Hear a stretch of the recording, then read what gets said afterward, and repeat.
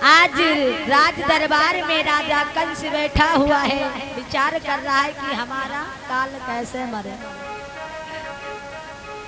कि यह विचार दरबार में जा पहुँचे मुनिराय, और हितकारी के रूप में बोले वचन बनाए।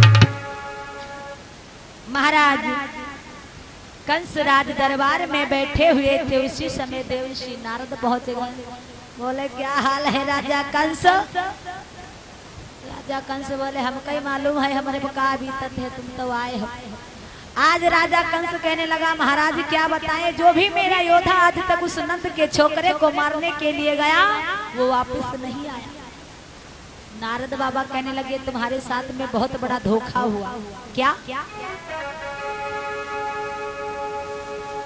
कि राजन विश्वासघात धोखा हमारा ही ने गुमराह किया।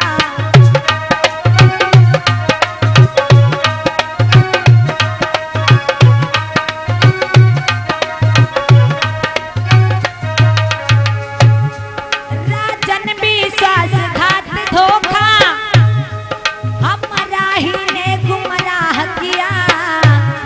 और घर का बेदी वसुदेव हुआ जिसने मथुरा का दाह किया।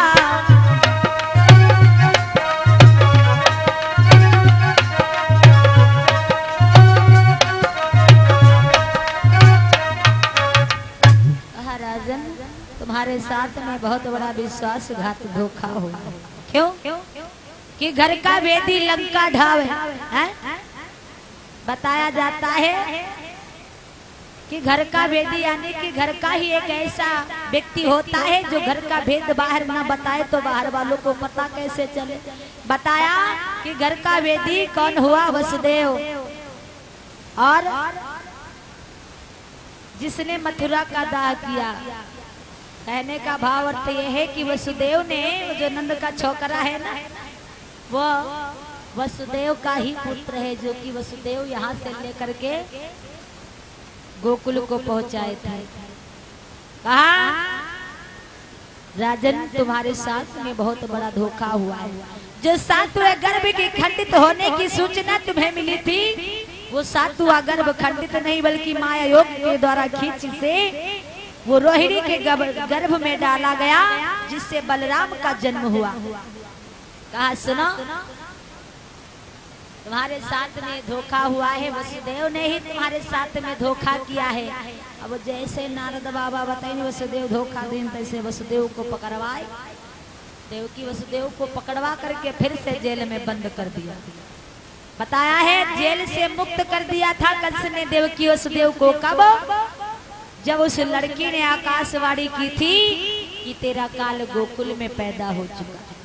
अब देव ऋषि नारद जो थे तो कंसराज कहने लगा महाराज बताओ कि हमारा बैरी कैसे मरे। मर गए हजारों पर लेकिन ब्रजवासी बालक मरा नहीं। आज तक मेरा काल जीवित है, कोई ऐसा उपाय बतलाओ जिससे मेरा काल मारा जाए। कहा कारण कैसा? अपने यहाँ उत्सव कीजिए और निमंत्रण दे करके उन सभी को यहाँ बुला लीजिए और यहीं पर बुला करके उस कंस के वो नंद के छोकरे को मरवा दीजिए, जिससे सांप भी मर जाए लाठी ना टूटे। आज अक्रूर को बुलाया, अक्रूर को बुला करके पत्र लिखा, संदेशा भेजा और निमंत्रण के रूप में कहा जाओ जैसे बन सके वैसे नंद बाबा और कृष्ण बलराम को लेकर के आओ। आज अक्रूर जी वहां से चले हैं, नंद बाबा से सारी बात बताई। नंद बाबा जैसे ही सुन पाए तो नंद बाबा यशोदा मैया रोने लगी। आज विचार किया आइए समय बहुत कम है, अभी कथा बहुत है, बहन जी भी आप लोगों को कथा सुनाएंगी। तो आइए इधर जिस समय नंद बाबा और मैया यशोदा को मालूम हुआ तो आज रोने लगे कि जब कंस से कुछ भी नहीं रहा गया तो उसने स्वयं अपने यहाँ बुलाया है, अपने यहाँ बुला करके मेरे पुत्र को मारना चाहता है। तो आज बाबा नंद और यशोदा रो रहे हैं। तब तक ग्वाल वालों को मालूम हुआ, उसके बाद सभी सखियों को मालूम हुआ फिर राधा जी को मालूम हुआ अब क्या हुआ, सब रो रहे हैं। भगवान कन्हैया से कहते हैं कन्हैया तुम हमें छोड़ करके चले जाओगे।